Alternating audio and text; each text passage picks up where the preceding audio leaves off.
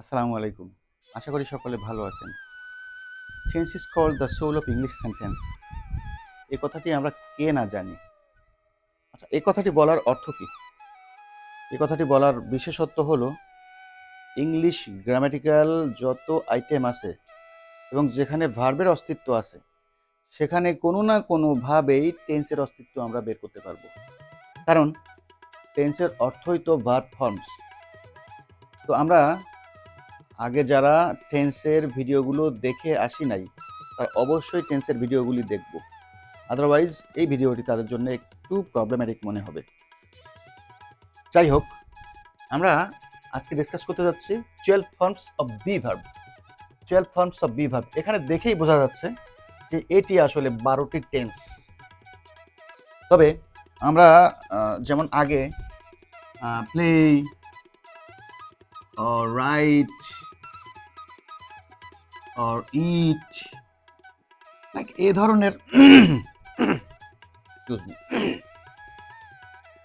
ধরনের ভার্ব দিয়ে আমরা 12 টেন্স বিল্ড আপ করার চেষ্টা করেছি। আজকে আমরা যে ভার্বটি দিয়ে টেন্স বিল্ড আপ করার চেষ্টা করব সেটি শুধুমাত্র বি ভার্ব। এই বি ভার্ব দিয়েই টেন্স বিল্ড আপ করার চেষ্টা করব। তো আমরা এখানে 12টি ফরম্যাট লিখে রেখেছি, প্রেজেন্ট, পাস্ট অ্যান্ড ফিউচার, এবং এখানে লিখেছি simple or indefinite, continuous or progressive, perfect and perfect continuous. এখানেই আমরা শুরু করব। তবে আজকের ভিডিওতে নতুন করে একটা ওয়ার্ডও মুখস্থ করার প্রয়োজন নেই। জাস্ট যারা আগের ভিডিওগুলি দেখে এসেছেন তারা শুধু বুঝবেন, বুঝলেই ওকে। আচ্ছা, এখন কথা হলো যে আমরা এই 12 ফর্মস অফ বি ভার্ব কেন শিখছি। কারণ আমাদের পরবর্তী ভিডিও আসছে ভয়েস চেঞ্জের উপরে, এবং ভয়েস চেঞ্জের উপরে সব থেকে যে গুরুত্বপূর্ণ এলিমেন্ট আছে, ভয়েস চেঞ্জ করতে গেলে সব থেকে গুরুত্বপূর্ণ যে বিষয়টি সেটি হচ্ছে বি ভার্বের ফর্ম। আমরা এটি ক্যালকুলেট করতে পারি না, অথবা আমরা বুঝতে পারি না অনেকেই, এবং শিক্ষার্থী বন্ধুরা যেটিতে সব থেকে বেশি ভুল করে থাকেন সেটি হচ্ছে এই ভার্ব ফর্ম।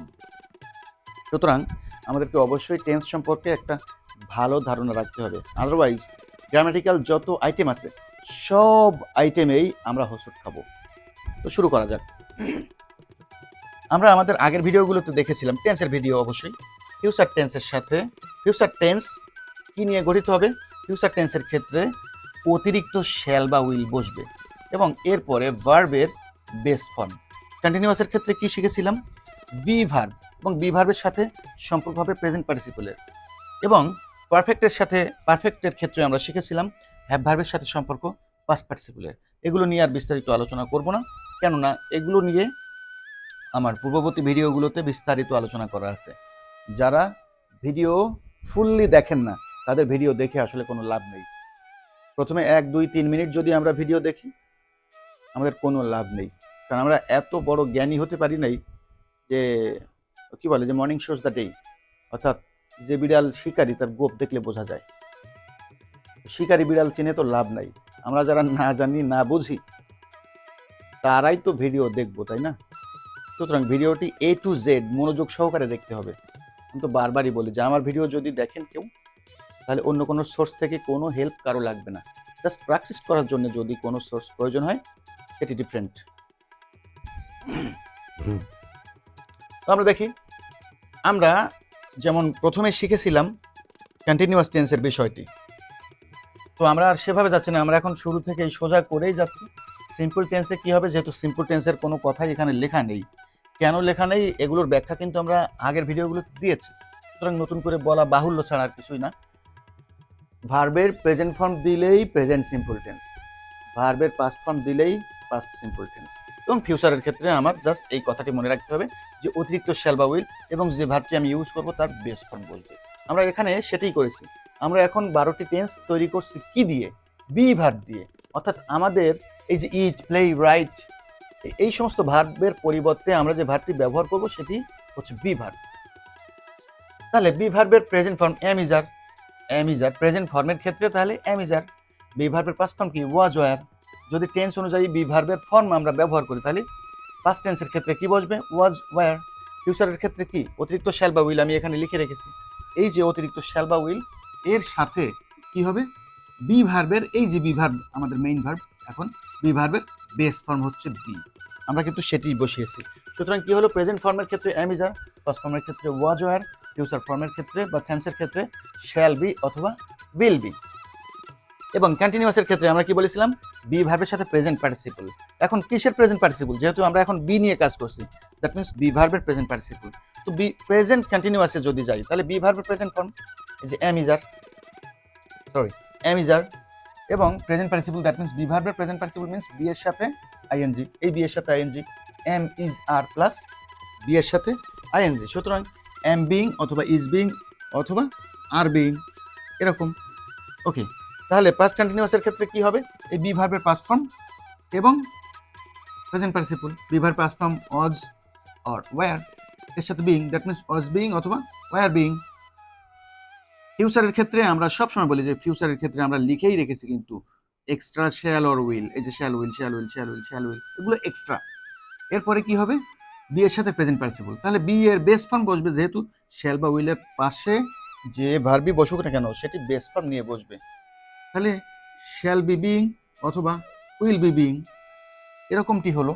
আবার পারফেক্ট টেন্সের ক্ষেত্রে কি হচ্ছে, পারফেক্ট টেন্স মিন্স হ্যাভ এর সাথে পাস্ট পার্টিসিপল, কিসের পাস্ট পার্টিসিপল, বি ভার্ব নিয়ে কাজ করছি, দ্যাট মিন্স বি ভার্বের পাস্ট পার্টিসিপল, আমরা সেটাই লিখেছি, হ্যাভ বি ভার্বের past participle been, has be ভার্বের past participle been, have been or has bin.